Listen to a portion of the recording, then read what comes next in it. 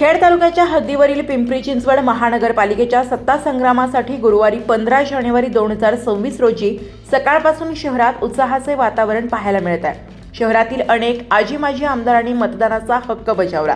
सकाळच्या सत्रात काहीसा संथ वाटणारा मतदानाचा वेग दुपारनंतर चांगलाच वाढलाय। सायंकाळपर्यंत मतदानाचा टक्का 50% पुढे जाण्याची चिन्हे आहेत। दरम्यान पुणे आणि पिंपरी चिंचवड महानगरपालिका निवडणुकीत लोकशाहीचा उत्सव साजरा होत असताना प्रशासनाच्या एका मोठ्या चुकीमुळे अंध बांधवांच्या हक्कावर गदा आली आहे। बॅलेट मशीन आणि मतपत्रिकेवर ब्रेल लिपीची सुविधा उपलब्ध नसल्याने संतप्त झालेल्या दिव्यांग तरुण तरुणींनी आज पिंपरी चिंचवड महानगरपालिकेच्या मुख्य कार्यालयावर धडक देत प्रशासनाला जाब विचारलाय। आम्हाला रंग दिसत नाहीत तर मग रंगीत मतपत्रिकेचा उपयोग काय, असा संतप्त सवाल या आंदोलकांनी उपस्थित केलाय। दरम्यान सायंकाळी मतदान झाल्यानंतर काही एक्झिट पोल समोर आले असून धक्कादायक आकडेवारी समोर येत आहे।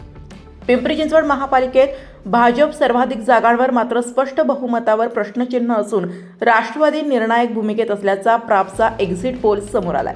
पिंपरी चिंचवड महापालिका सार्वत्रिक निवडणूक 2025 संदर्भात political research and analysis bureau प्राप पुणे यांच्या वतीने जाहीर करण्यात आलेल्या मतदानोत्तर चाचणी एक्झिट पोल सर्वेक्षणानुसार भारतीय जनता पक्ष सर्वाधिक जागा जिंकणारा पक्ष ठरण्याची शक्यता आहे। मात्र भाजपला स्वबळावर सत्ता स्थापन करणे कठीण जाण्याचा स्पष्ट काल या सर्वेक्षणातून समोर आलाय।